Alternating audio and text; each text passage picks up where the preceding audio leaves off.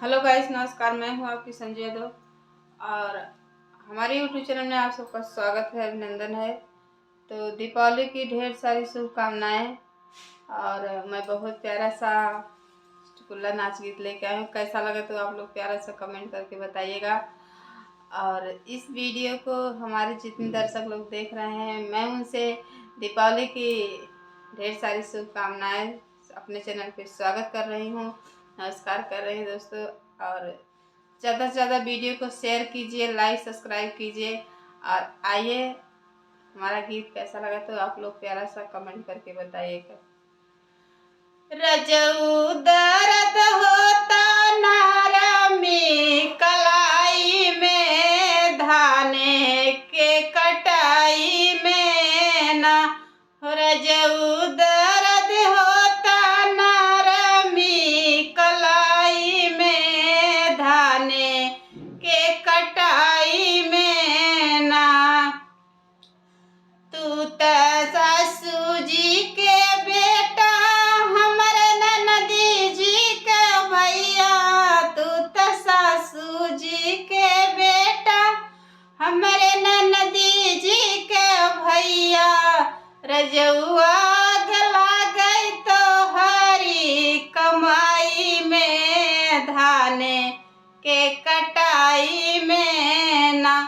हो रजउआ गला गई तो हरी कमाई में, धाने के कटाई में ना। रजऊ दर्द होता नरमी कलाई में, बर्तन के मजाई में ना। हो रजऊ दर्द होता नरमी कलाई में, बर्तन के मजाई में ना। तू त जेठनी जी के देवर, हमरे जेठा जी का भैया। तू त जेठनी जी के देवर, हमरे जेठा जी का भैया। रजउआ गला गई तो हरी कमाई में, बर्तन के मजाई में ना।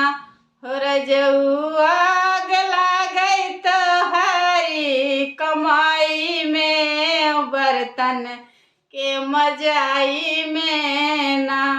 हो रजऊ दर्द होता नरमी कलाई में, बर्तन के मजाई में ना।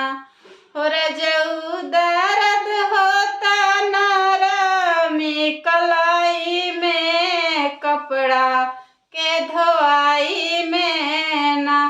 हो रजऊ दर्द होता नरमी कलाई में, कपड़ा के धोआई में ना।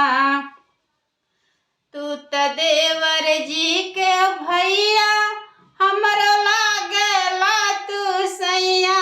तू त देवर जी के भैया, हमरो बाड़ा तू सैया। रजऊ दर्द होता कपड़ा के धोआई में, नरमी कलाई में ना।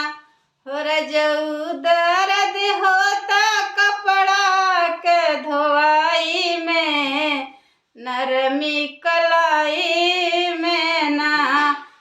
हो रजउआ गला गे तो हरी कमाई में, धनवा के कटाई में ना। हो रजउआ गला गे तो हरी कमाई में, बर्तन के मजाई में ना। रजउआ गला गई तो हरी कमाई में, कपड़ा के धोआई में ना। तो हेलो दोस्तों, कैसा लगा तो आप लोग प्यारा सा कमेंट करके बताइएगा।